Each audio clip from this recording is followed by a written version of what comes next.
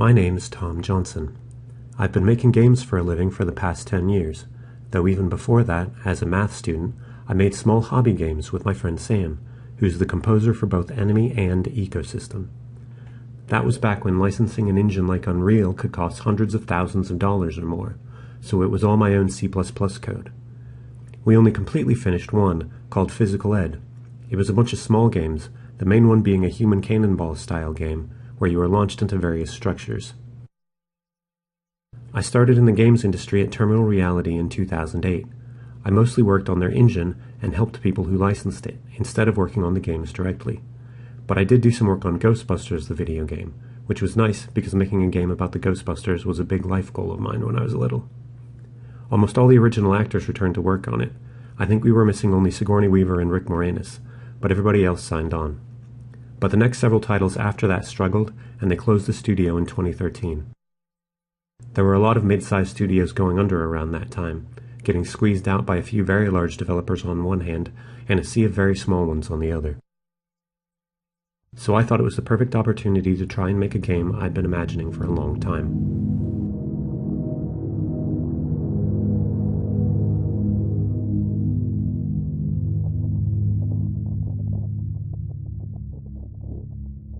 Enemy is a tactics game in the style of the original XCOM and Jagged Alliance. The premise is that all the characters, items, skills, and environments are from a mashup of classic games. So you have a mix of things like attacking with sci-fi blasters, but also being able to jump on people's heads, or fighting living bombs as your enemies.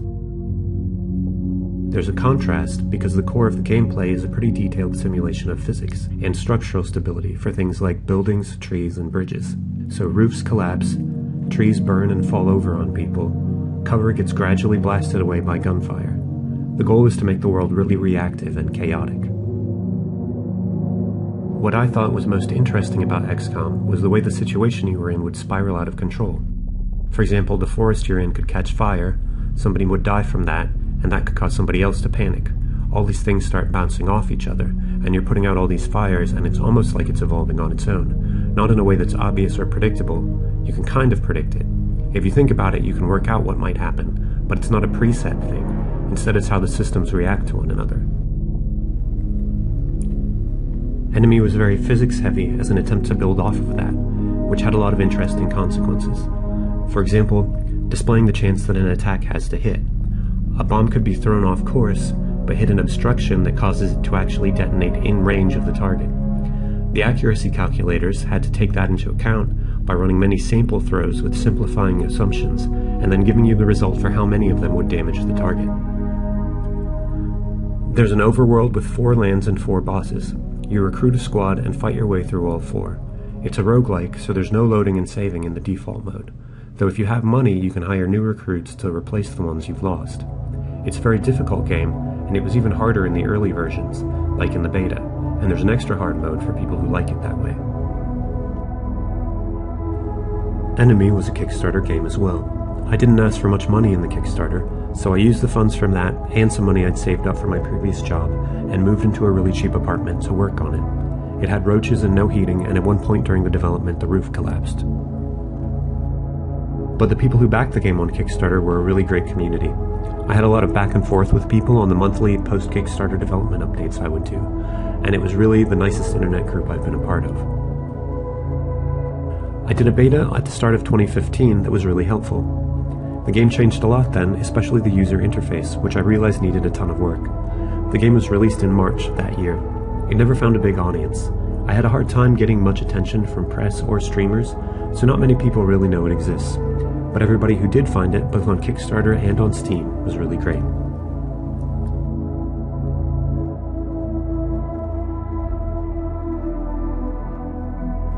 Ecosystem is a simulation of the evolution of sea life.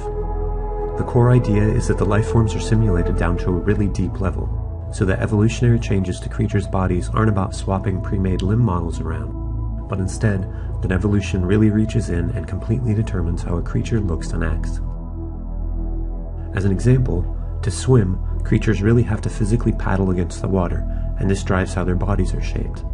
They have simulated nervous systems that process sense data, pass it through a chain of neurons, and eventually contract muscles in different body parts.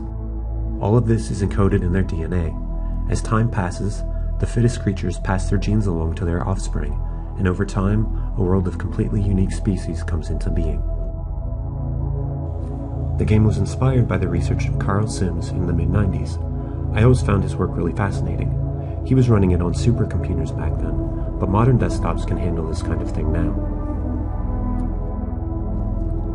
As a player, you can edit creatures directly, changing their bodies, nervous systems, and high-level behaviors like schooling or where their hunting grounds are.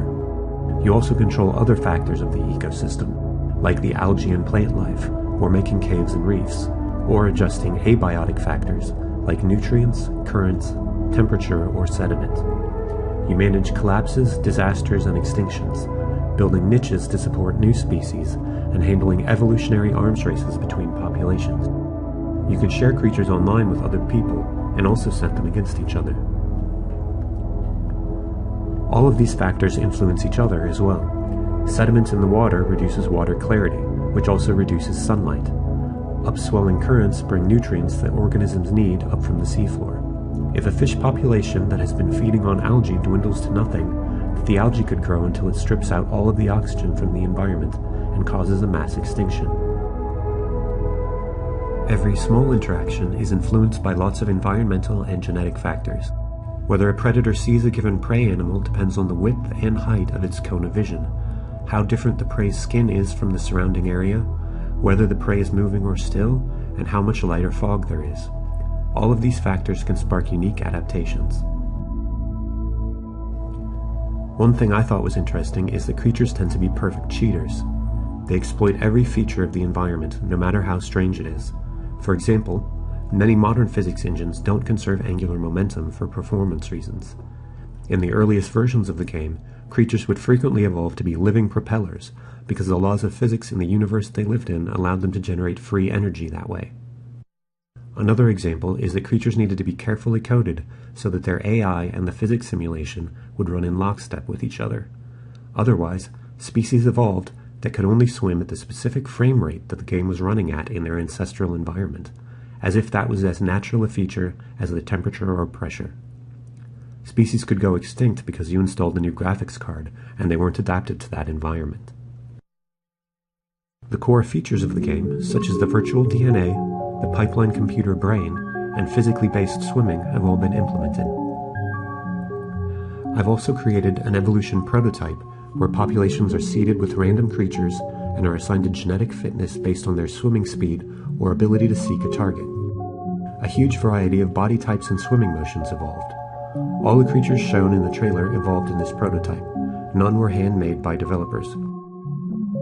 I've also worked with 2 artists to develop custom heads and parametrizable materials for the creatures, and I've already integrated their work into the procedural mesh system in the game. I plan to collaborate further with them as the game progresses. When the Kickstarter finishes, the main goal will be implementing systems that will drive the abiotic factors of the environment and linking them to the living creature simulation. Another large class of tasks involves finishing the work on editors for the environment as well as for creature bodies, nervous systems, and behaviors. I'm really excited by the game for a lot of reasons, and I think the main one is that the creatures really are just like real life forms. You can play for 1,000 hours and never see the same creature twice. No other player will have your creatures. It almost feels like exploring an alien world, seeing a bunch of other outcomes of the way that life could have played out. Thanks for listening.